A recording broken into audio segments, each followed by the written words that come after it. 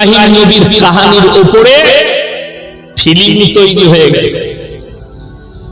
জানেন এই কাহিনীর উপরে ফিল্ম তৈরি করেছে ডাইরেক্টররা, আর যে নায়ক ছিল তার আর্টিস্ট, তার নাম হচ্ছে আমির খান। বইটার নাম দিয়েছিল পিকে। হ্যাঁ, ফিল্ম তৈরি হয়েছে, এখানে দেখানো হয়েছে সেম জিনিস, সেম।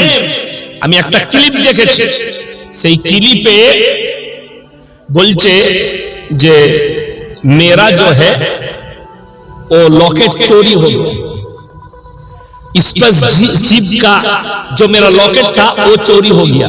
उन्हीं अन्य देश থেকে এসেছেন, অন্য গ্রহ থেকে। तो बोलचे जे भगवान के पास मांगोगे तो मिल जाएगा।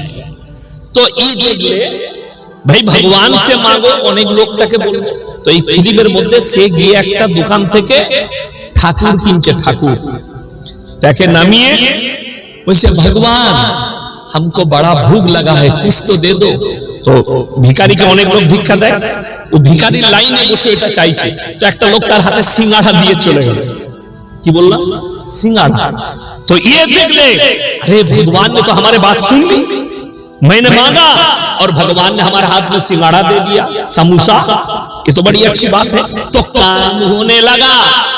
এরপরে নামিয়ে বলছে ভগবান मेरा रिमोटिया दे दो, स्पेसशिप का रिमोटिया दे दो। তারপরে দুই তিনবার বলার পরে কাজ হলো না। এইটাকে নিয়ে গিয়ে তার দোকানে, যে দোকানির কাছে কিনেছে, তাকে বলছে भैया ये तुम्हारा भगवान वो काम नहीं कर रहा है, देखो तो कोई डिफेक्ट है क्या? बोले भाई हम डिफेक्ट चीज नहीं बनाते, हम डिफेक्ट मैन्युफैक्चरिंग डिफेक्ट हम नहीं बनाते। बोले ये भगवान को आपने बनाया? बोले हाँ मैंने अपने हाथ से बनाया। बोले तुमको भगवान ने बनाया कि तुमने अपने हाथ से बनाया? भगवान इब्राहिम अलैहिस्सलातु वस्सलाम बोलলেন হে আমার আব্বাজি, আপনি নিজের রবকে নিজের হাতে তৈরি করছেন। ইব্রাহিম নবী এই কাজটাই করেছিলেন। একটা মূর্তি ধরে ওর বাপে ছুঁড়ে ফেলালো, চূর্ণ চূর্ণ হয়ে গেল।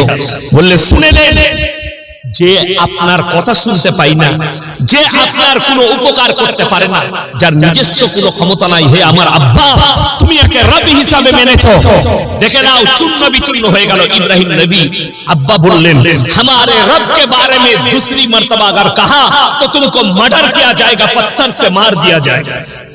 দাউদ কবুল করলেন। রিওয়ায়েতে আছে কিয়ামতের দিনে ইব্রাহিম নবীকে যখন আগুনে নিক্ষেপ করা হচ্ছে নমরুদ, ইব্রাহিম নবীর আব্বাজান বললে হে আমার পুত্র ইব্রাহিম তুমি আমাদের রবকে মেনে নাও, আমি নমরুদকে অনুরোধ করব তোমাকে ছেড়ে দিবে। কেন? ইব্রাহিম নবী যখন চোখের পানি ফেলিয়েছে, আল্লাহর কাছে মনে মনে দোয়া চেয়েছে, আল্লাহ এই জালিমের হাত থেকে তুমি হেফাজত করো, এর অগ্নি থেকে তুমি হেফাজত করো, আমাকে চিতায় নিক্ষেপ করা হবে। ইব্রাহিম আলাইহিস সালাতু ওয়াস সালামের বাপ তিনি মনে করেছেন আমার সন্তানকে আগুনে ফেলা হবে। ইব্রাহিম নবীর বাপের চোখে পানি। ইব্রাহিম নবী বললেন হে আমার আব্বাজান, আল্লাহর কসম করে বলছি তোমার নমরুদের আগুনের ভয়ে আমার চোখে পানি বের হয়নি, আমার চোখে পানি এসেছে। আমি চিন্তা করছি কিয়ামতের দিনে আমার আল্লাহ আপনার সঙ্গে কি ব্যবহার করবে। ইব্রাহিম নবী বললেন ওই জন্য আমার চোখে পানি। বলে এক্ষুনি একে আগুনে নিক্ষেপ করো। আমার আল্লাহ রাব্বুল আলামিন আগুনের উপরে হুকুম জারি করলেন, কুল্লা ইয়া নারু কুনি বারদাও ওয়া সালামান আলা ইব্রাহিম, হে আগুন তুমি শান্ত হও, আমার ইব্রাহিমের শরীরের একটা পশম জ্বালাবার ক্ষমতা তোমার নাই। জোরে বলুন সুবহানাল্লাহ। আল্লাহ মৃত্যু দিলেন নমরুদকে, একটা খোঁড়া মশাকে আল্লাহ হুকুম দিলেন নাকে ঢোক আর ব্রেনে কামড়া। তার প্রজাতিকে বললে জুতো করে আমার মাথায় বাড়ি মার। জুতো, তখনকার জুতো হচ্ছে খড়ম, কাঠের তলাটা, সেই কাঠের উপরে ফিতে লাগানো থাকতো। নবীজি সাল্লাল্লাহু আলাইহি ওয়াসাল্লামের জামানাতুল খরম ছিল, মরুভূমিতে কাঠের উপরে চলতো যাতে পা গুলো জ্বলে না যায়। এই খড়মের দ্বারা তার প্রজারা তাকে জুতো মেরে মেরে তাকে মৃত্যু দিয়েছে। আল্লাহ জিল্লাতের মৃত্যু দান করেছে। বর্তমান সময়ে আল্লাহ কঠিন একটা আযাব দেখিয়েছে পৃথিবীর বুকে। যে নিজেকে বলছে আমি সুপার পাওয়ার, যার কাছে 4428টা পরমাণু বোমা আছে, কয়েক লক্ষ সেনা, কয়েক হাজার যুদ্ধ বিমান, কয়েক হাজার তার কাছে ড্রোন আছে, কয়েক লাখ সেনা আছে। আল্লাহর একটা চিঙ্গারি গোটা ক্যালিফোর্নিয়া জঙ্গল থেকে শুরু করে শহর তৈরি, লস অ্যাঞ্জেলেস, হলিউড, দামি দামি বাড়ি, ৭৫,০০০ সেনা খালি আগুন নিবাতে লেগেছে। তারা হুঁটো গেড়ে দিয়েছে কুদরতের বালার কাছে।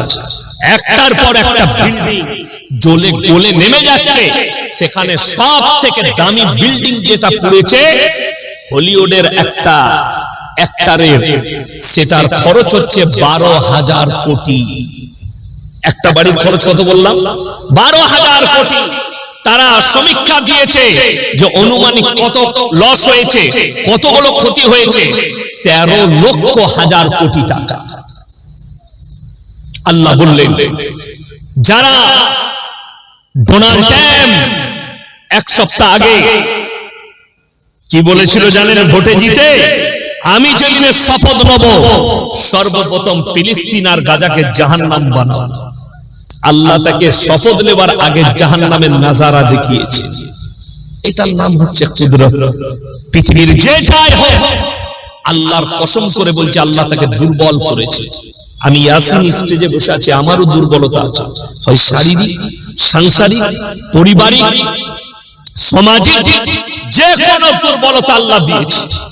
যতগুলো ব্যক্তি এখানে বসে আছে, কোন বাপের বেটা নেই যে তার দুর্বলতা নেই।